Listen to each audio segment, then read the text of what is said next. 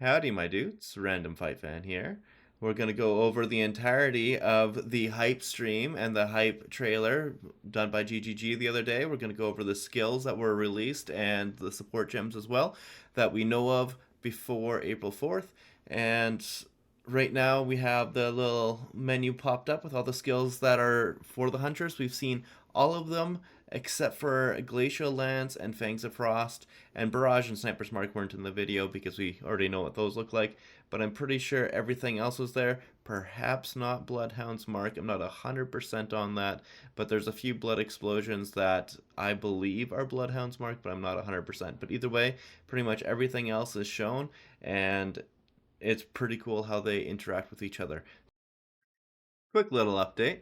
I definitely noticed that when GGG showed their occult section here, for whatever reason, Skeletal Warrior's been removed. Other than that, Bind Spectre's been added, but nothing else is different for the occult section. Almost all the active skills that we know about are with the Huntress, and almost all of them are shown in the video.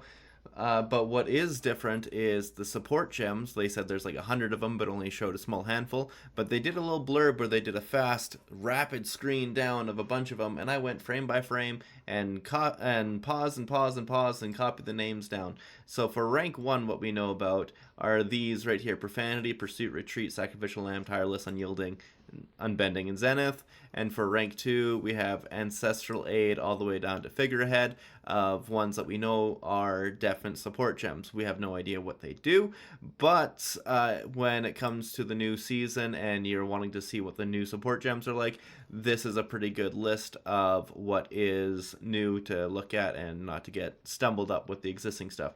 There are other ones like Alignment that we definitely do know about, but we have the whole support gem list, like the copy and paste to know exactly what it does, so we're not too worried about that. Of the ones that are new that we know about, this is rank 1 to rank 2. That's all we know. So with that said, let's go into it. So first of all, at the very start here, it's kind of a mess, but you can see that there's some Storm Lances on the ground, and then he Thunderous leaps right onto it to explode it. In this one here, you'll see that they do a Whirling Slash in there, disengage, then Spear Field to mess the entire area. This one's really easy. That was just Explosive Spear right here with Frenzy charges, because when you have a Frenzy charge, it amplifies it to make the Explosive Spear pop instantly instead of with the delay, and it does the big fire AoE, which is pretty fantastic. This one here is the first time we're going to see Whirlwind Lance. How he's diving in with the big red ori around him, that's Bloodhound. And Bloodhound, usually what it does, if there's blood on or bleeding on a target, it will also do a blood explosion. But these guys obviously weren't bled, so he's just using it like a mobility skill. But Whirlwind Lance kind of works like Whirling Slash, so you could use it in conjunction with Twister based on what we've seen from going frame by frame with these videos here. This one here, he rapid assaulted this one big guy down there, popped him with the final hit with the big bleed, and then this big nuke in a line here is the Wind Serpent Prairie. This here is Ritual Sacrifice, which unfortunately is way too slow. These giant blood explosions, I'm quite certain is Bloodhound's Mark. And he came in with Whirling Slash, and then blew up with Twister. I didn't see him cast Bloodhound's Mark, so I'm wondering, is there potentially a mark on hit support? If there is, that would be incredible. It's one of the best support gems that you can get. Essentially, if you hit a rare unique, it applies a mark with reduced effect. And if that's the case, yeah, that would be beautiful if there's mark on hit, because this here looks amazing. This here is simply Primal Strikes. It looks fantastic. Basically, you're making electric animals that charge through the boss. That one was pretty simple. Disengaged. The boss was already bleeding. That giant explosion of red crystals, that is Bloodhound when there's actual bleeding on a target. It may need to kill the target. This is just Roa with lightning spears. This here is Whirlwind Lance again, as you saw the spinnies there, and then from the Roa using Lightning Spear, Thunder Sleep again, obviously Hammer of the Gods there. Oh, which one was this? This one here was a bit of an interesting one to see. This is the only time we see Elemental Sundering in the video. So you'll see Right there. That big AoE there, that is Elemental Sundering, and that's the only time I've seen it in this entire stream here. Oh. And then this one right here, it's kind of a mix.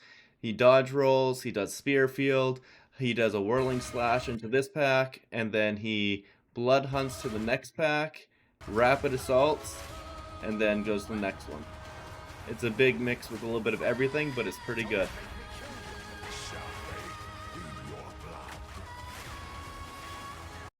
So this one here, this is Caltrops. It's pretty fantastic. It looks like it mixes with a projectile skill, and then it drops the Caltrops on the ground, which makes it so things get to you a lot slower, and also does a whole bunch of damage to them when they walk across it. 60% of your dexterity as your base physical damage on a hit. That's pretty great.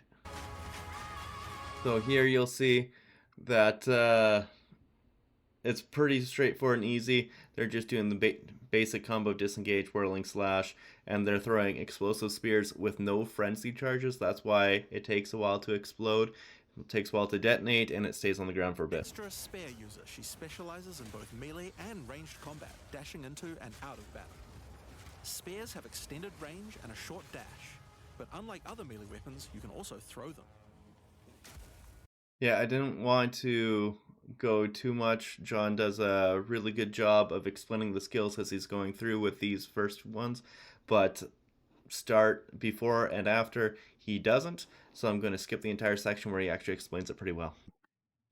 Okay, so first things first, the companion initially on paper sounds like it's going to be terrible, but in reality it's going to be amazing because you're not worrying about the companion for being there for damage really. It potentially could, but it's probably scaled for, like they said, damage against us, so I doubt it'll actually be strong damage against the other enemies, but there is a ridiculous set of abilities that it can have for the mods, and when you are doing higher level maps, you get monsters with more and more mods. You could have monsters with, I think, 8 mods, at least 4 for sure, but you get them to be pretty crazy, and here is a list of some really ridiculously good mods for the Tame Beast. You could have the heals allies and suppresses foe recovery, which it doesn't have exact details for, or periodic invulnerability aura, which is pretty good. Obviously, you're like not taking damage, and slow aura.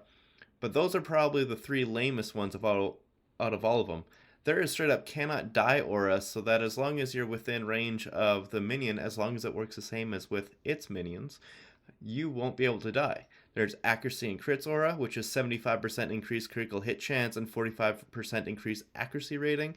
There's energy shield aura, which gives you 30% of your max life as energy shield. There's large physical damage aura, which is 50% increased global physical damage. Life regen aura, which just gives you 1% life regen all the time. There's explodes nearby corpses, so it could be like a mini detonate dead for you. Resists aura, which gives you potentially 35 to all resists. Speed aura, 35% increased move speed, 35% increased attack and cast speed, and temporal bubble, which I'm not 100% sure how that'd work either, but 25% reduced action speed, 60% reduced cooldown recovery rate debuffs, and debuffs on you expire 40% slower, and you cannot be damaged by things outside of the radius. This affects the enemies, and then you can't be damaged by the radius. This was brought by, there we go, POE 2DB with all the monster mods. There is a large selection of them, but if you could get a monster with multiple good aura mods, it will heavily support you as one of the best, basically, support character that you could ever have. On it. Try to find a rare beast with good mods to take full advantage of your ability to tame them. Now this is just the beginning of the Huntress. We've really tried to make the hybrid ranged and melee gameplay work for this class. So this one here is pretty busy. It starts off with a parry, and you can see that it's a parry because of the red aura around it. A lot of other times on the video you see the white bubble. That is from the enemies being blinded, usually from the whirlwind slash. But this here is parry, uses disengage here, and then it throws the explosive shot and uses the frenzy charge. I had thought this was with the Amazon using and consuming the Frenzy Charge to infuse weapon for the fiery explosion, but it seems that the infused weapon for Frenzy is lightning, so I am not entirely sure what caused that giant fire explosion, that big circle AoE, but he goes again with Whirlwind Slash, and it consumes the ground effects, uses Twister, and because it's shocked with something, it then just got Herald of Thunder, and that's what brought the thunder down. But as you can see, it had the big area of effect again, so that's either a minion mod or something on him. Now this one here is a little bit busy as well, but it's a lot easier and cleaner than it looks like. So he just did a whirlwind with twisters to start it off.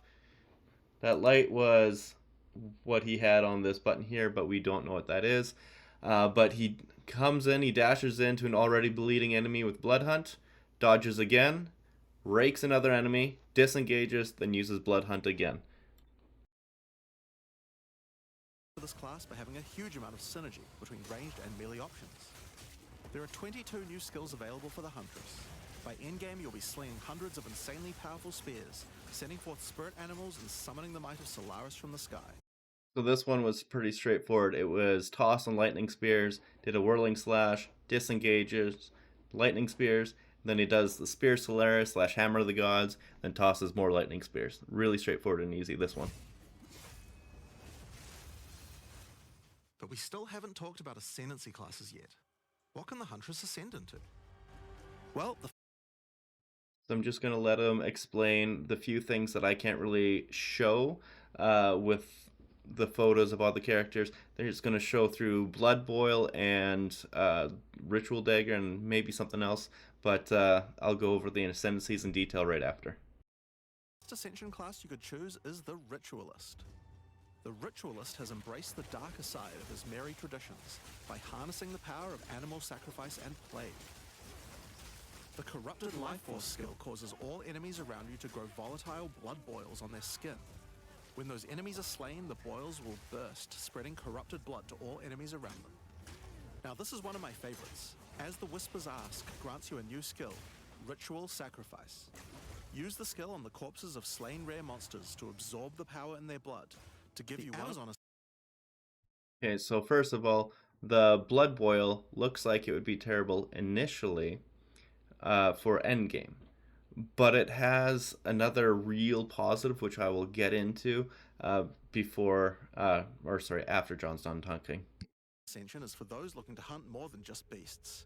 Trained as an elite guard to the most important Asmeri elders, the Amazon will use more traditional fighting techniques mastered to perfection. The Predatory Instinct skill will cause you to reveal weaknesses in the defenses of rare and unique enemies, causing you to deal more damage. You can see those weak spots represented on their life bars. While using Elemental Infusion, any charges you consume will infuse your weapon with elemental power, causing any projectile attacks to explode on impact.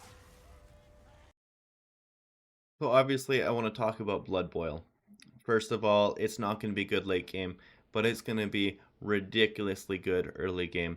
This is for the Ritualist, and one thing that you'll note is it's a full-on endgame class. It's for when you got, a full endgame ascendancy.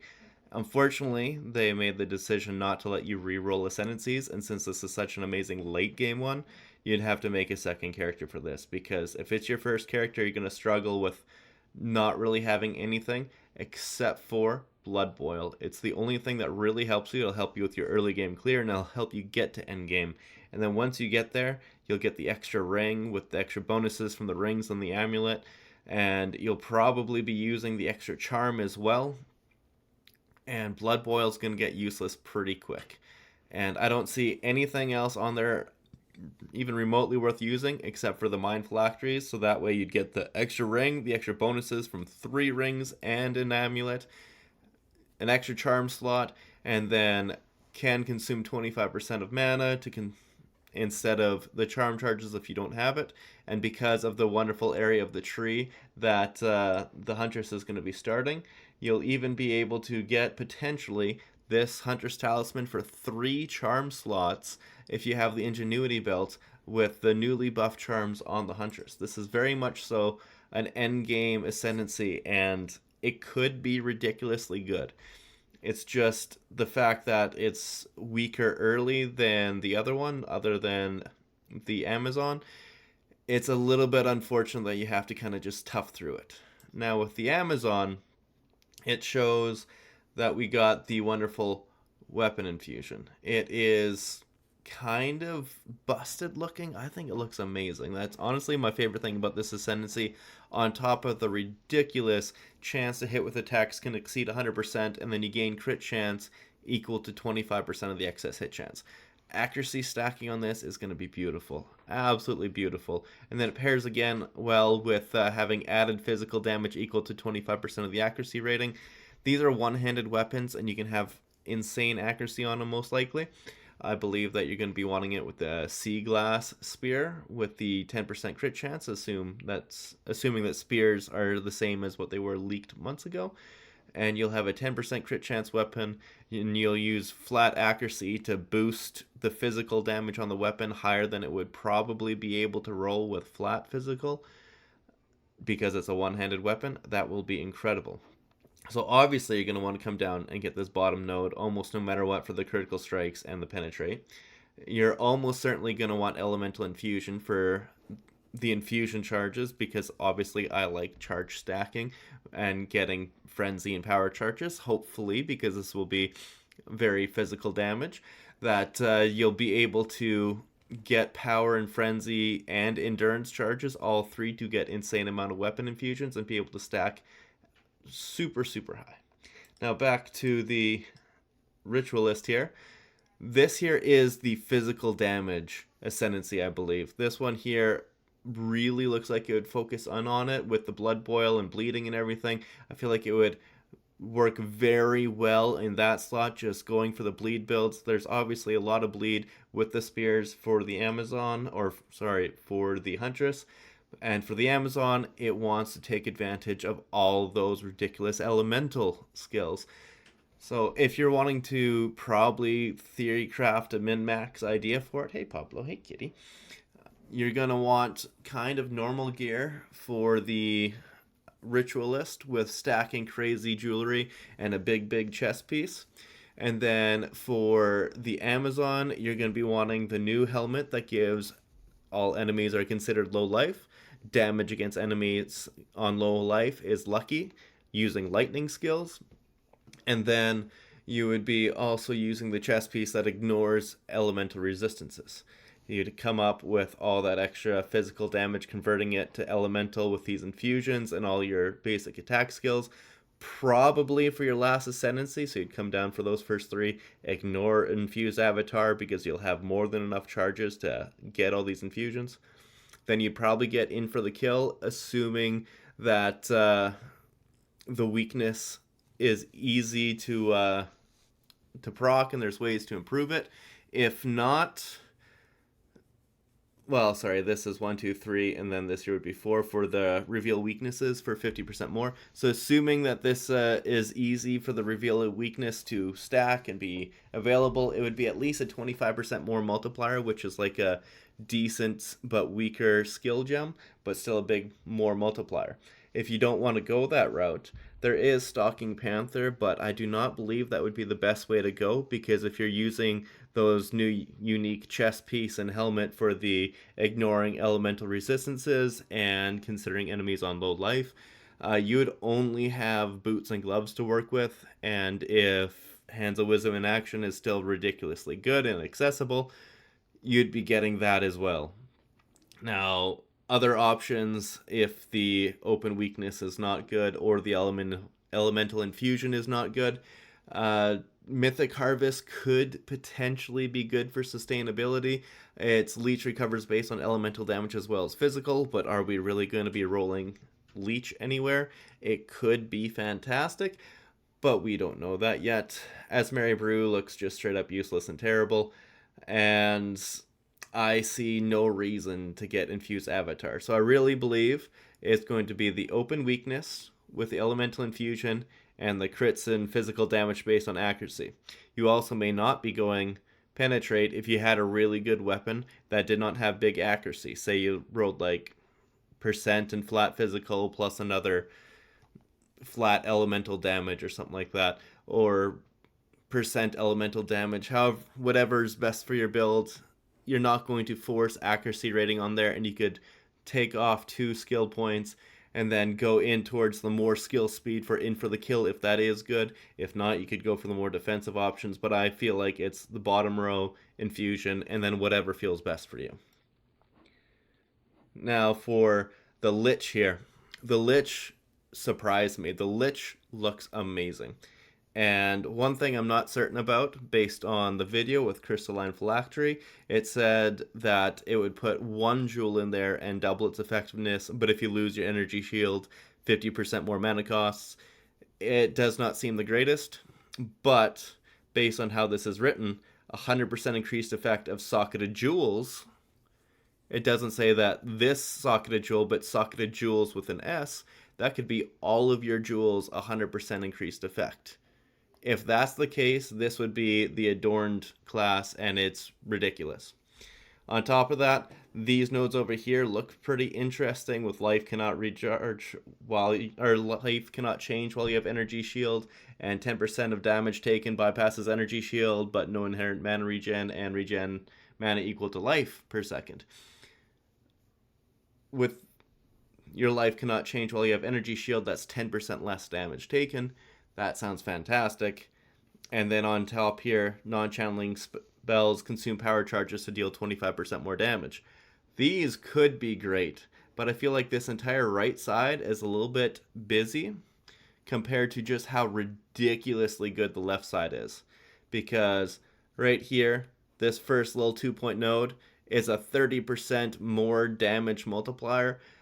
Yeah, you do cost 3% of your maximum energy shield, but it also looks like it's going to more than make up for that. I feel like this could be fantastic. Absolutely fantastic, especially if energy shield is still able to be sustained, especially with spending energy shield does not interrupt recharge. This could be ridiculous. Then I do feel like this is a little bit backwards because we got the magnitude of Unholy Might right here, and then it's showing crosswise Unholy Might. I think these are flipped, but Unholy Might all the time, you and your allies, 30% more damage because it's just added extra chaos. That's ridiculously good. Then again, cursed enemies killed by you in your presence have 33% chance to explode, dealing a quarter of their life as chaos damage. That's ridiculously good. And again, right here, applying an additional curse, your curse can affect hexproof enemies. Again, ridiculously good. So what I'm thinking here, this class here has 3 potential incredible builds. One could take advantage of the allies in your area and be, obviously, a Lich with a necromantic army and just making the minions do crazy damage. That's the obvious one.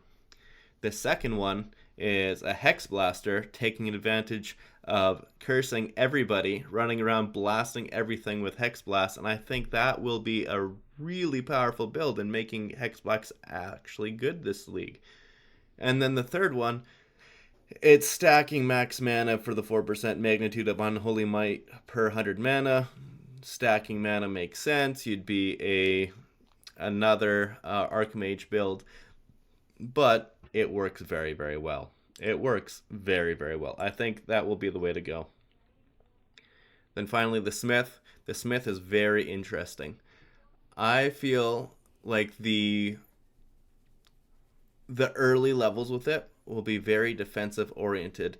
Before you have gear, you're going to be coming down for Smith's Masterwork, because it's really cool that you can build your body armor and you can come up here and you can get 50% of your fire res is also cold and lightning res. So ridiculously good. And then also, if you wanted to go a step further, making your max fire res also give max cold and lightning, that is an amazing defensive layer, but I don't think you're going to need it. This max fire res is going to work extremely well. With the fire res as cold and lightning, you're going to be getting, obviously, the 75% fire res, 15% max life, 20% strength, and then either armor applies to chaos damage if armor is fixed, or else armor grants 25% of physical damage taken as fire damage. Those 4 points, and then 6 up here, would be a defensive masterclass, but then you would obviously have to forego getting the Heart of the Forge, Anvil, and Living Weapon. I feel like it's going to be when you're going through the campaign, starting maps, you're going to be getting the Smith's Masterwork chest, and as soon as you are at a level where you can actually get really good things and you find a nice, strong chest piece, nobody's going to be using Smith's Masterwork after that at all. But Heart of the Forge against the Anvil, Living Weapon, and then the first level into Coal Stoker to get Fire Res is all res, essentially, will be the way to go for most people. It is fantastic. And if one of these weapons suck, then obviously you'd be doing modifiers to max fire applies to all as well, and then just stacking max fire res with jewels all over the place and loving life. You would be unkillable with elemental damage at least, but I'm sure that there's going to be more than just this one avenue to take physical damage as fire. The Smith is a surprise winner here. I like that class a lot. Then finally, the one that I know the least about. I am not a mercenary expert. I will not pretend to be. I just know that I saw the arrows coming from off screen and it looked fun. This looked like it will also be a supporter type class with the extra buffs and basically minions and everything all over the place with the support fire off screen. This may be the totem slash minion build that supports other players. That is my thought process for it, but I have not done enough diving into it, and this is not my forte. But either way, I think GGG definitely had a banger with this one. I'm going to give my idea of starting with the tree and skills for the Huntress, for the Ritualist, and Amazon both. I believe that the way to start will be to go with Amazon for your first, and Ritualist if you wanted to continue on with a Bleed Explosion build, which looks quite aesthetic. And the other option right now is for the spear, or for the Lich, just being so ridiculously enticing right now. And if you are an enjoyer of being extremely tonky, that is where the Smith will come in. Either way, I hope you guys enjoyed the video. This one was a lot of work, and so I hope you appreciate it. You guys have a great day. I appreciate you. See you, my dudes.